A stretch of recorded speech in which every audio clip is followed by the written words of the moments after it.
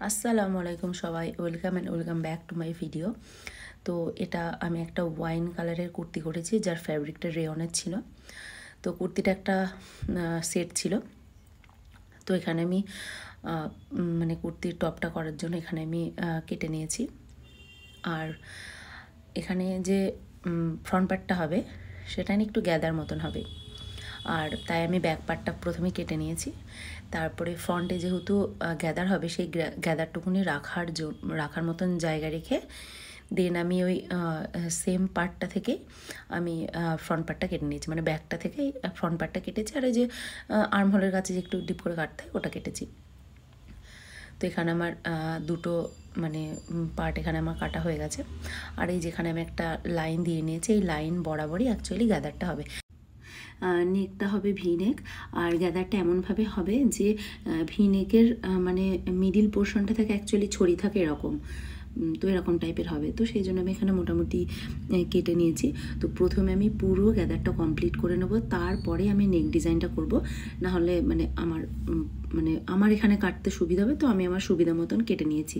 তো এরকমভাবে আমি পিন দিয়ে দিয়ে পুরো মানে গ্যাদার ঠিক নয়, মানে প্লিটেড টাইপের। তো আমি এখানে পুরো প্লিটেড করে নিচ্ছি, আর এখানে পিন দিয়ে আটকে নিচ্ছি। তো এরকমভাবে আমি সবকটা প্লিট এখানে আমি করে নিয়েছি। তো তারপরে আমি মানে একটা মানে 2-3টে আমি রাফ সেলাই দিয়ে তারপরে পেপার পেস্টের নেকটা আমি করে নিয়ে এর উপরে আমি বসাবো। তো এই যে আমার এখানে রাফ সেলাই দেওয়া হয়ে গেছে, আর যে প্লিটগুলো করেছি একদমই ইনভিজিবল মতন হয়ে গেছে। আমি অ্যাকচুয়ালি ওটাই চাইছিলাম। তো এখানে আমার এই যে পেপার পেস্টের উপরে নেকটা আমি করে নিয়েছি, আর একে এইভাবে আমি ভালো করে ঠিকঠাকভাবে আমি মানে পিন দিয়ে লাগিয়ে তারপরে এটাতে আমি সেলাই করব, আর তারপরে কাট করে নেব। তো এখানে আমার এই যে কাটা হয়ে গেছে, এই যে প্লিটগুলো দেখে মানে উপর থেকে মানে মনে হচ্ছে না যে কিছু আছে, কিন্তু ভিতরে অনেকগুলো প্লিট আছে। অ্যাকচুয়ালি নেক ডিজাইনটা এরকমই, মানে ভি নেক থেকে ওরকমভাবে ছড়িয়ে আসবে প্লিটগুলো এরকম টাইপের। তো এইটার উপর আমি পুরো হ্যান্ডওয়ার্কের কাজ করব। আর এই যে আমি করেছি মানে কুর্তিটা, এটা আমি আগেও একটা করেছিলাম। তো অ্যাকচুয়ালি যে বোনটা এটা আমি করতে বলেছে, সে আমাকে ওই কুর্তিটা দেখে করতে বলেছিল। আর আমার সেম টু সেম ডিজাইন করতে একটুখানি মানে আপত্তি হয়, মানে আমার নিজের স্যাটিসফ্যাকশানের জন্য আমি করি না। তো সেই জন্য আমি একটুখানি ডিজাইনটা চেঞ্জ করে দিয়েছি। আর এখানে কালার মানে ফ্যাব্রিকের যে কালারটা, সেই কালার ওয়াইজ আমি এখানে সমস্ত সুতোগুলো নিয়ে নিয়েছি। আর আমি সুতোগুলো বেসিক্যালি ওই প্যাস্টেল শেডের উপরেই রাখার চেষ্টা করেছি, মানে তাহলে দেখতে একটু বেশি সুন্দর লাগবে। খুব মানে ব্রাইট একদম মানে ভাইব্রেন্ট টাইপের কালার আমি একদমই চাইছিলাম না, এই কালারটার সাথে একদমই যাবে না সেই জন্য। তো আমাকে কিছু বলে দেয়নি, বাস আমাকে ড্রেসের কালারটাই বলে দিয়েছিল যে ওয়াইন কালার। তো এখানে আমি করা স্টার্ট করে দিয়েছি সুতোর কাজ।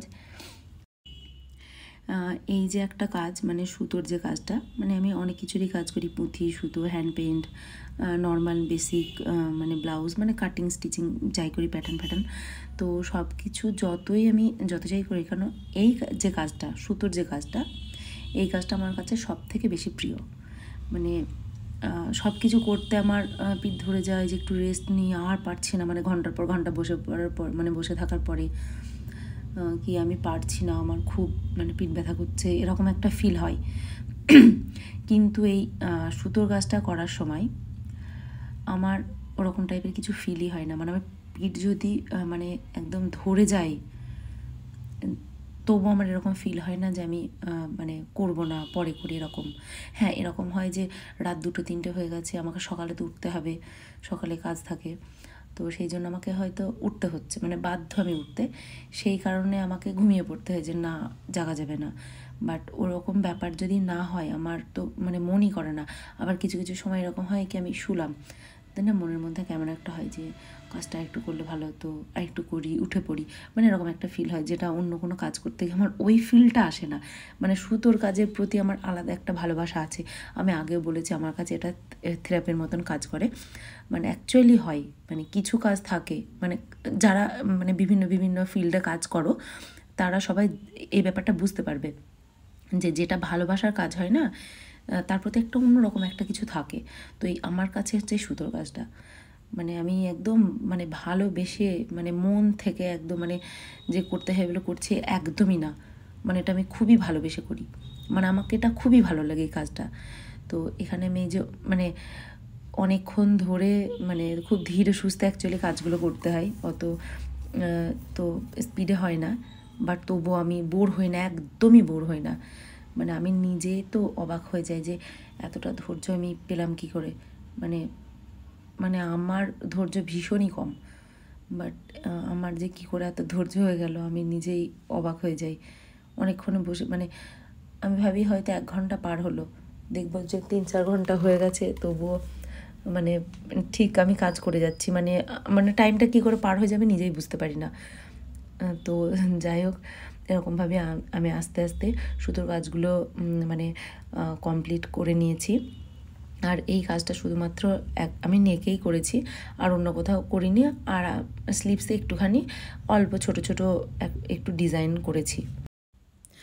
আর এই সুতোর কাজগুলো না মানে সবসময় যে স্ট্যান্ডে রেখে করা যে এরকমও না, মানে কিছু কিছু ডিজাইন ওই নিজের কোলে রেখে বেশি ভালো হয়, যেমন সেই দাদি নানিরা যেভাবে সেলাই করতো ঠিক এক্স্যাক্টলি ওইভাবে ওরকম করে বেশি মজা। আবার কিছু কিছু মানে সেলাই আবার মানে স্ট্যান্ডে রেখে করতে হয়, না হলে মানে করা যায় না, অসুবিধা হয়, দুটো হাতে দরকার হয় তখন। তো আমি আমার সুবিধা মতন মানে যখন যেটা নিয়ে মানে সুবিধা হচ্ছিলো তখন সেটা করে, কখনো ছোট ফ্রেম কখনো বড় ফ্রেম এই করে করে আমি করছিলাম। আর এই যে আমি হাতে মানে স্লিভসের যে ডিজাইনটা করছি ওটার জন্য ছোট্ট ছোট পুচকু পুচকু আমি ফ্লাওয়ার করব। তো সেটার জন্য এখানে আমি হোয়াইট কালারের মানে ইয়ে নিয়ে পেন দিয়ে আমি এখানে আমি মার্ক করে নিয়েছি। দেন আস্তে আস্তে আমি এখানে ছোট ছোট কিছু ফুল আমি করে দিয়েছি। আর কয়েকটা মাঝে সাঝে মানে ওই মানে নেকের ওখানটাতে আমি কয়েকটাই মানে ওই পার্ল বিটগুলো দিয়ে হালকা একটুখানি এমব্লিশমেন্টের কাজ করে দিয়েছি, মানে দেখতে ভালো লাগার জন্য। তো এরকমভাবে আমার পুরো ড্রেসটা ডিজাইন করা কমপ্লিট।